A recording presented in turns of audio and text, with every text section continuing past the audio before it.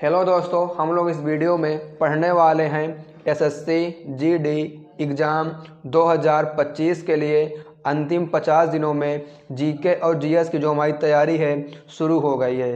तो साथियों, आपको जो है हम डेली 100 जीके जीएस के मोस्ट इम्पोर्टेंट क्वेश्चन को बताएंगे और जो हमारा है डे नंबर 2 रहने वाला है। दोस्तों, अगर आप लोग को जो है इस बार वर्दी लेना है तो बस आप लोग इस वीडियो में जो है शुरू से अंत तक बने रहिएगा। तो आइए आपको ज़्यादा समय न लेते हुए हम इस वीडियो को जो है करते हैं स्टार्ट। तो देखिए दोस्तों, ये है आज का हमारा पहला प्रश्न।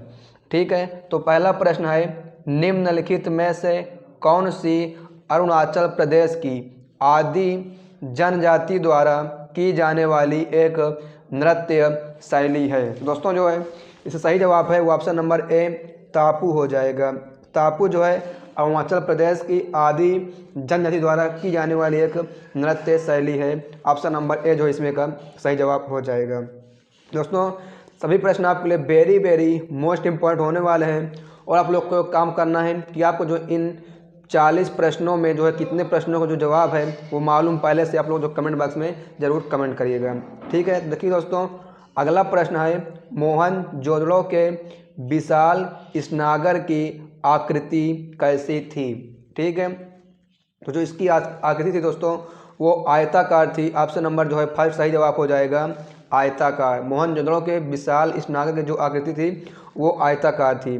फिर आइए बात करते हैं दोस्तों हम अगले प्रश्न पर, फिर देखते हैं अगला। तो अगला है आसिकनी। आसिकनी जो सप्त सिंधु का एक भाग थी, वर्तमान समय में निम्नलिखित में से किस नदी का नाम है। ठीक है, तो ये जो है दोस्तों चिनाब नदी का नाम है आस्किनी, जिसको इससे पहले कहा आस्किनी नाम लेते थे, लेकिन इसको जो है अब चिनाब नदी के नाम से जाना जाता है। Option number C will be right answer. फिर आइए बात करते हैं अगले प्रश्न पर। तो साथियों देखिए, अगला प्रश्न आपका है, अंतर्राष्ट्रीय हॉकी महासंघ का मुख्यालय कहाँ स्थित है। तो देखिए साथियों, इसका जो मुख्यालय है अंतर्राष्ट्रीय हॉकी महासंघ का वो स्विट्जरलैंड में है। ऑप्शन नंबर जो इसमें का सी बिल्कुल नहीं सही जवाब होने वाला है।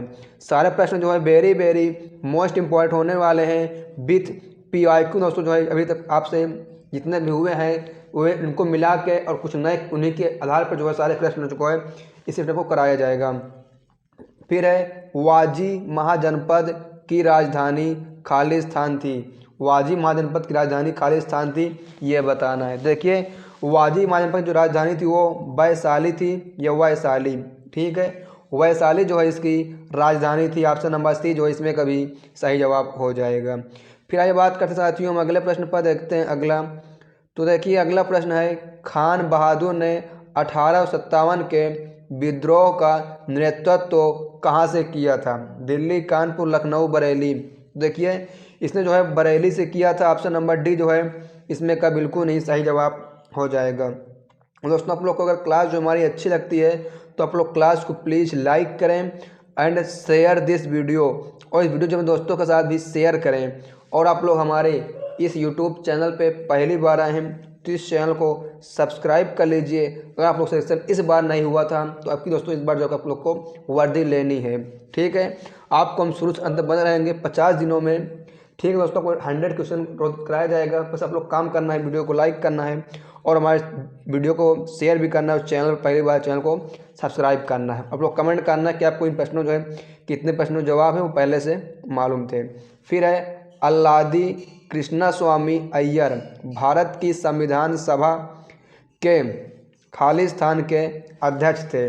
साख समिति, संघ की समिति, व्यापार समिति या मौलिक अधिकार उप समिति। देखिए ये जो है साख समिति के अध्यक्ष थे। ठीक है, अल्लादी कृष्णास्वामी अय्यर। ठीक है, साख समिति। फिर आइए बात करते हैं अगले प्रश्न पर।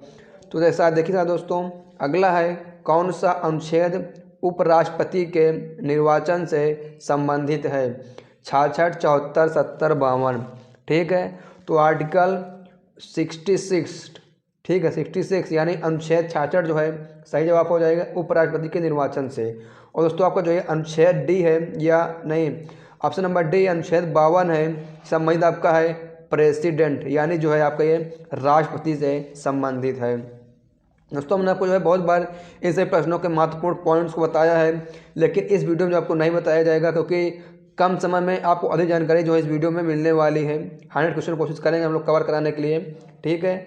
फिर अगला है निम्नलिखित में से कौन सा अनुच्छेद राज्य को सामाजिक और सांस्कृतिक रूप से पिछड़े वर्गों और अनुसूचित जातियों तथा अनुसूचित जनजातियों के लोगों की कुछ श्रेणियों के उत्थान के लिए प्रावधान करने की अनुमति देता है। तो दोस्तों बात करते हैं हम इसमें का जो है सही जवाब क्या है। सही जवाब जो है वो ऑप्शन नंबर ए है, अनुच्छेद 15 में जो इसके बारे में बात की गई है, आर्टिकल 15, ठीक है। फिर दोस्तों बात करते हैं अगले प्रश्न पर। तो देखिए अगला है भारत के उत्तरी छोर से दक्षिणी छोर तक दूरी कितनी है। उत्तर से दक्षिण छोर की जो दूरी पूछ रहा है 4109 किलोमीटर, 2914 किलोमीटर, 3214 किलोमीटर या 3785 किलोमीटर। तो 3214 किलोमीटर जो इसका सही जवाब हो जाएगा, option number C will be right answer. फिर दोस्तों बात करते हैं कि अगले प्रश्न पर देखते हैं अगला। तो अगला आपका है भागीरथी नदी की प्रमुख सहायक नदी कौन सी है, ठीक है। तो देखिए दोस्तों सहायक नदी कौन सी है इसकी, भीलानगना, ठीक है, भीलनगना जो है इसका सही जवाब हो जाएगा, ऑप्शन नंबर ए भीलनगना, ठीक है। फिर दोस्तों बात करते हैं अगले प्रश्न पर, देखते हैं अगला। तो देखिए अगला प्रश्न है कर्नाटक का आलामट्टी बांध निम्नलिखित में से किस नदी पर बना है, पेरियर, सतलुज, कावेरी, कृष्णा। तो ये जो है कृष्णा नदी पर बना है, option number D will be right answer. फिर आइए बात करते हैं अगले प्रश्न पर। अगला है भूसी झील भारत के किस राज्य में स्थित है, भूसी झील, ठीक है, पंजाब, राजस्थान, गुजरात, महाराष्ट्र। देखिए ये जो है महाराष्ट्र में है, ऑप्शन नंबर डी महाराष्ट्र सही जवाब हो जाएगा, जिन साथियों ने अगर महाराष्ट्र को लगाया है सोचा हुआ था। फिर देखिए दोस्तों अगला प्रश्न क्या है, ठीक है। तो अगला है 2011 की जनगणना के अनुसार 2001 से 2011 तक भारत की जनसंख्या वार्षिक वृद्धि दर क्या है, ठीक है। तो जिसको वृद्धि दर है दोस्तों वो है 1.64%, option number B will be right answer, 1.64%। फिर आइए बात करते हैं क्या अगले प्रश्न पर। तो अगला है भारतीय रिजर्व बैंक की स्थापना कब हुई थी, यानी आरबीआई की स्थापना कब हुई थी ये पूछ रहा है, 1930, 1951, 1948, 1935। तो देखिए दोस्तों इसकी जो स्थापना है आरबीआई की वो 1935 में हुई है, option number D will be right answer, 1935 में जो है आरबीआई की स्थापना हुई थी। फिर अगला प्रश्न है किस देश ने पहला कृत्रिम उपग्रह स्पुतनिक, ठीक है, स्पुतनिक फर्स्ट लॉन्च किया। तो स्पुतनिक फर्स्ट को जो है सोवियत संघ ने लॉन्च किया है, ऑप्शन नंबर ए इसका सही जवाब हो जाएगा। फिर आइए बात करते हैं अगले प्रश्न पर। तो देखिए दोस्तों अगला है भारतीय सेना का पहला जनरल कौन है जिसके सेवानिवृत्त दिवस को हर साल सशस्त्र बल वायु वृद्ध दिवस के रूप में मनाया जाता है। क्वेश्चन को आप लोग बहुत ही ध्यान सुनिए क्योंकि यही क्वेश्चन जो है आगे आपके पेपर में हूबहू देखने को मिलने वाले हैं। तो इसका सही जवाब है जनरल के.एम. करियप्पा जो है इसका सही जवाब हो जाएगा, ठीक है, जनरल के.एम. करियप्पा।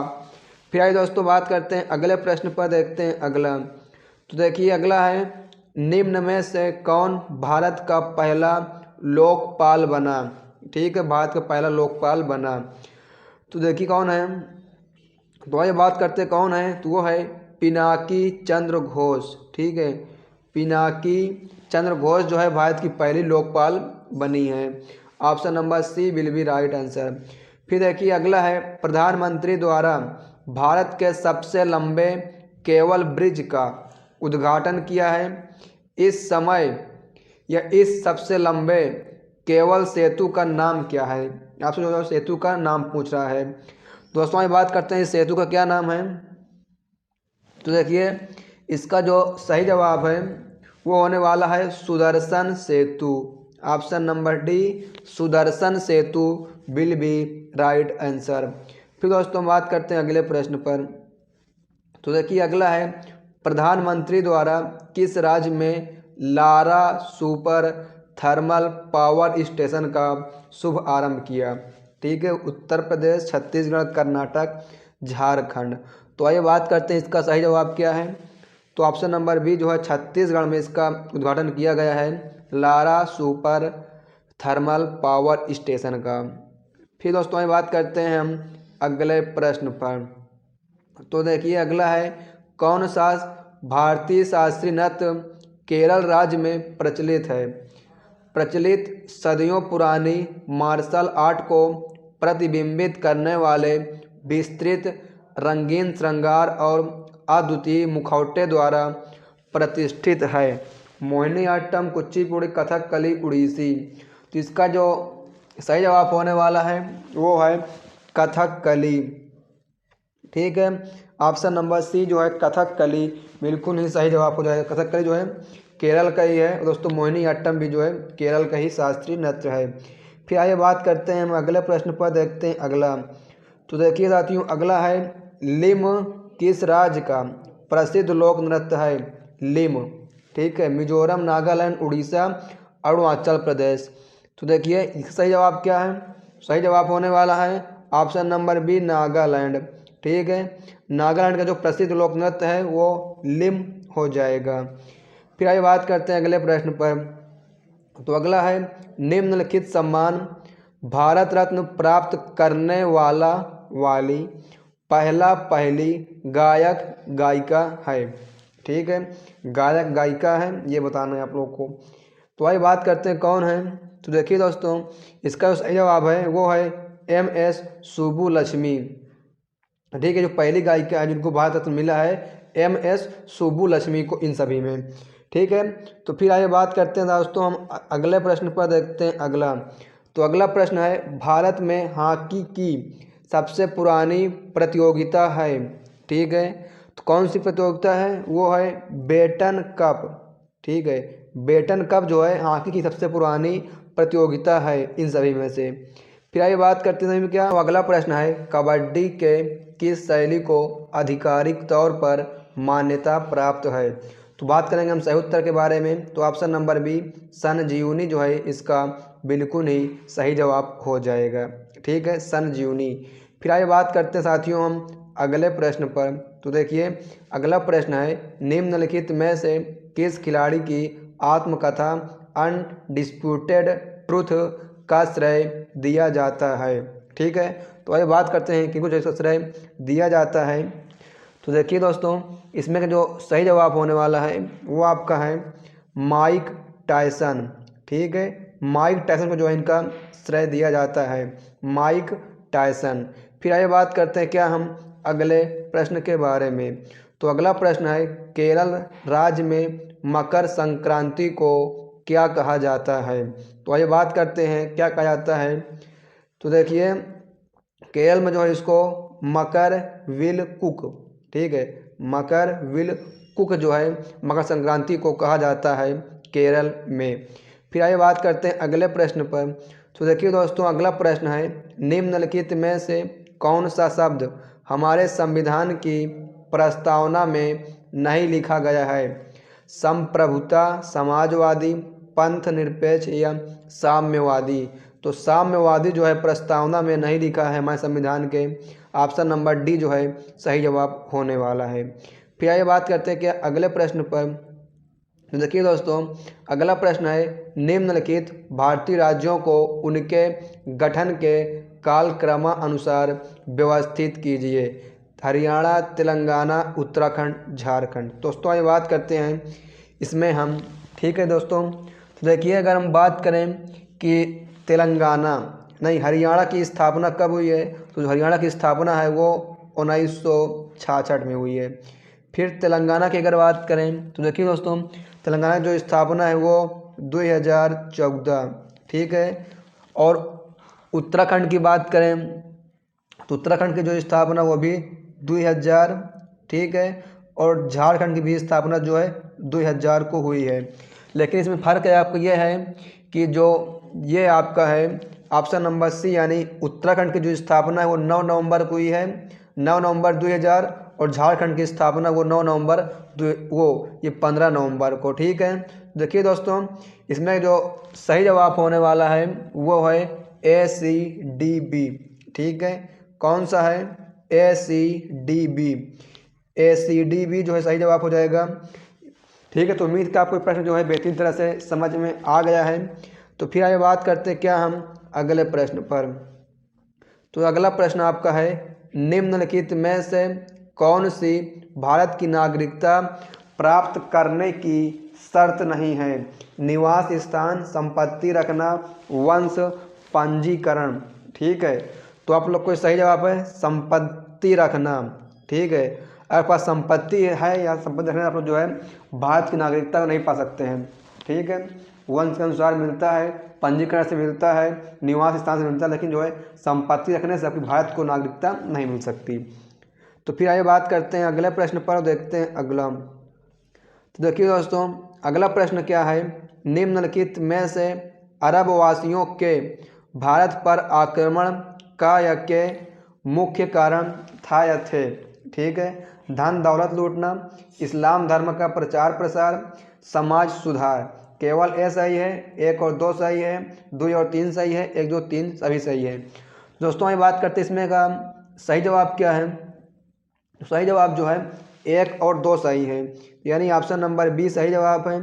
अरब वासियों को जो आक्रमण करने का उद्देश्य था वो था धन दौलत लूटना और इस्लाम धर्म का प्रचार प्रसार करना। तो ऑप्शन नंबर बी 1 और 2 जो है इसका सही जवाब हो जाएगा। फिर दोस्तों बात करते हैं अगले प्रश्न पर। तो अगला है, तराइन की पहली लड़ाई किस वर्ष लड़ी गई थी? 1191, 92, 93, 94। जो तराइन की प्रथम लड़ाई है वो 1191 में लड़ी गई थी, और तराइन की जो है सेकेंड युद्ध वो हुआ था 1192 में, ठीक है। तो आप लोग फर्स्ट सेकंड दोनों अंदर किए। फर्स्ट युद्ध 1191 और सेकंड युद्ध जो है 1192 ईस्वी में हुआ था। फिर बात करते हैं अगले प्रश्न पर। तो अगला प्रश्न आपका है, इल्तुतमिश के संबंध में इनमें से कौन सा कथन सही नहीं है? ठीक है।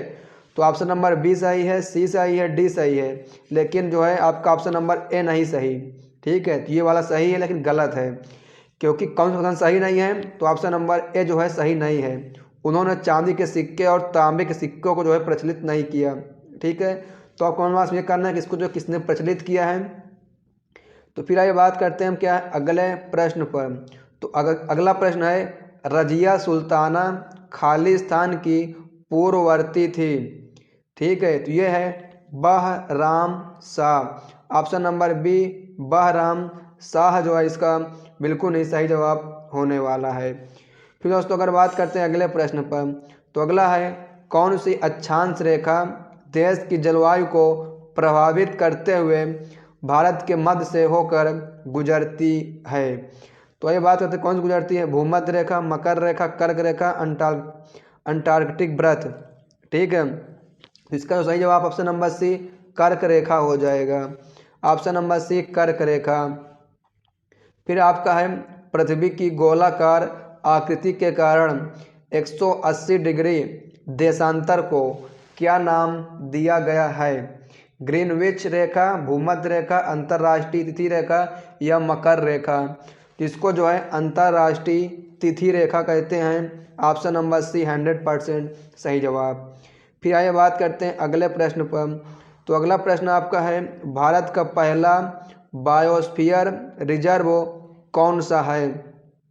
सुंदरबन बायोस्फीयर, नीलगिरी, नंदा देवी, मन्नार की खाड़ी बायोस्फीयर रिजर्व, ठीक है। तो आइए बात करते हैं सही जवाब क्या है। सही जवाब है नीलगिरी बायोस्फीयर रिजर्व जो है भारत का पहला बायोस्फीयर रिजर्व है, नीलगिरी। फिर बात करते हैं अगले प्रश्न पर। तो अगला आपका है, भारत का राष्ट्रीय उद्यान राज्य का निम्नलिखित में से कौन सा युग्म सही है? साइलेंट वैली राष्ट्रीय उद्यान, कर्नाटक, और देखिए फिर है बरधौ गण राष्ट्रीय उद्यान राजस्थान, कान्हा राष्ट्रीय उद्यान मध्य प्रदेश। केवल सेकंड सही है, केवल थर्ड सही है, 1 2 3 सभी सही है, केवल फर्स्ट सही है। तो आइए दोस्तों बात करते हैं सही क्या है। तो इसमें ऑप्शन नंबर बी केवल थर्ड सही है, यानी कान्हा राष्ट्रीय उद्यान जो है मध्य प्रदेश में है, लेकिन ये सभी जो है और गलत दिए हुए हैं आपके। ऑप्शन नंबर बी केवल थर्ड जो है इसमें का सही जवाब है। फिर देखिए दोस्तों अगला प्रश्न क्या है। तो अगला प्रश्न आपका है निम्नलिखित विकल्पों में से अर्थव्यवस्था के प्राथमिक क्षेत्र की पहचान कीजिए। प्राथमिक क्षेत्र की पहचान करना है, उद्योग है, पर्यटन है, कृषि है, बैंकिंग है। ठीक है, तो सही जवाब क्या है? कृषि। ऑप्शन नंबर डी कृषि जो है अर्थव्यवस्था के इतिहास में या अर्थव्यवस्था क्षेत्र में जो है प्राथमिक क्षेत्र है। फिर देखिए अगला प्रश्न और आज का हमारा लास्ट प्रश्न है भारतीय अर्थव्यवस्था में क्षेत्रों को किस आधार पर निजी और सार्वजनिक में बांटा गया है?